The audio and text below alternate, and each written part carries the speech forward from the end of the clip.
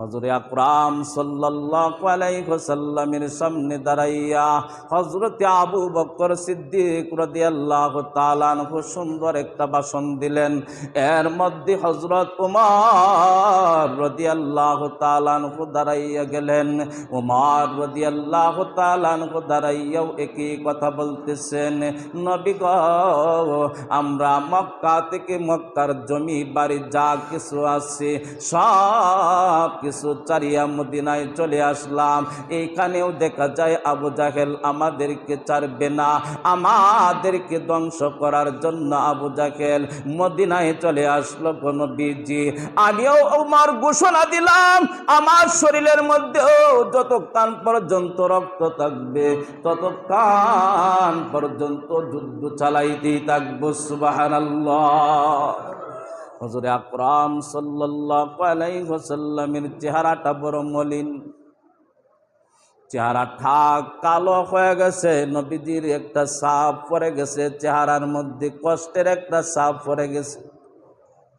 যে যতক্ষণ পর্যন্ত পরামর্শের রায় আসতেছে শুধু খালি মুহাজিরদের পক্ষ থেকে, আল্লাহর নবী চিন্তা করতেছেন আনসারদের পক্ষ থেকে কেন এখনো রায় আসে না। আল্লাহর নবী অপেক্ষা করতেছেন আনসারদের পক্ষ থেকে যতক্ষণ পর্যন্ত রায় না আসবে ততক্ষণ পর্যন্ত আমার 313 জনের কাফেলা শক্তিশালী হবে না। এর মধ্যেই দেখা যায় আনসারদের পক্ষ থেকে হযরতে মিকদাদ রাদিয়াল্লাহু তাআলা আনহু দাঁড়াইয়া গেলেন। দাঁড়াইয়া বলতেছেন, নবী গো, আমরা মুসা আলাইহিস সালাতু ওয়াস সালামের উম্মতের মতো আমাদেরকে মনে করিয়েন না গো নবীজি।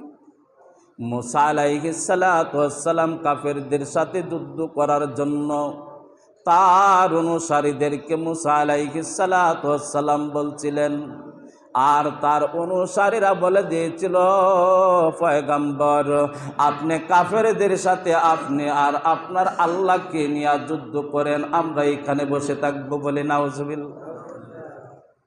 হযরত মিকদাদ রাদিয়াল্লাহু তাআলা আনহু আখির জামানার পয়গম্বর বিশ্ব নবী মুহাম্মদ রাসূলুল্লাহ সাল্লাল্লাহু আলাইহি ওয়াসাল্লামের সামনে দাঁড়াইয়া আনসারদের পক্ষ থেকে হযরত মিকদাদ রাদিয়াল্লাহু তাআলা আনহু দাঁড়াইয়া বলতেছেন, নবী গো,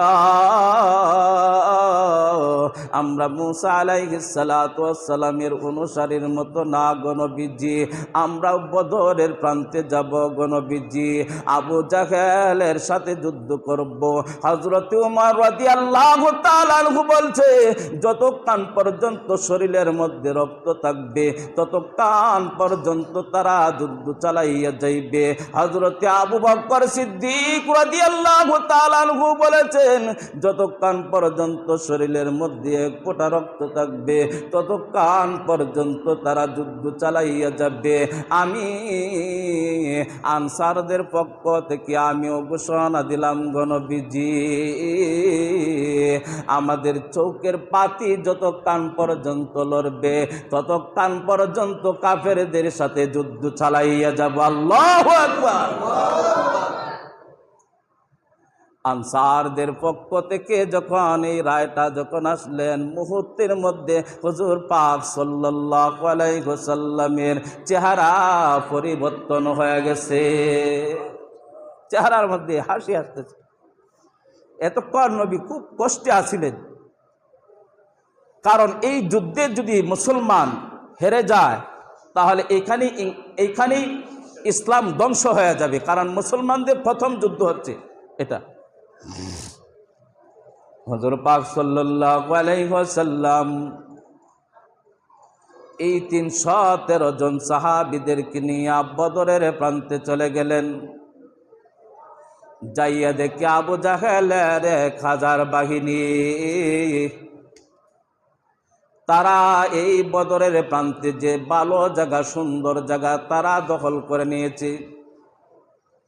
পাহাড় তারা দখল করে নিয়েছে, পানি তারা দখল করে নিয়েছে।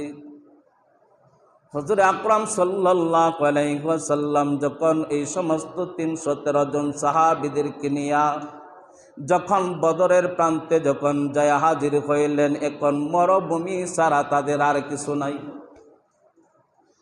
বালু আর বালু, পানির কোনো ব্যবস্থা নাই। কিভাবে যুদ্ধ করবে চিন্তা করতেছেন, পানির ব্যবস্থা নাই। আর মরুভূমির মধ্যে রৌদ্রের মাঝখানে তারা বসে আছে।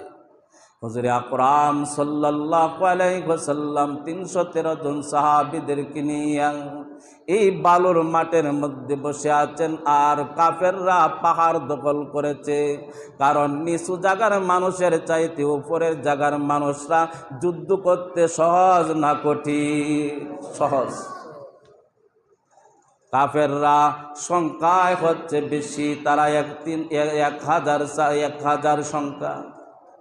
তাদের অস্ত্রের কোনো অভাব নাই, টাকা পয়সার কোনো অভাব নাই, ঘোড়া উট বাহিনীর কোনো অভাব নাই। আর আল্লাহর নবীর সাহাবীর 4 জন 5 জন 10 জন মিলিয়া মাত্র একটা তলোয়ার, একটা ঘোড়া, তাদের সংখ্যাও কম, মাত্র 313 জন। কারণ সাহায্য করার মালিক কে? সাহায্য করার মালিক কে? আল্লাহ।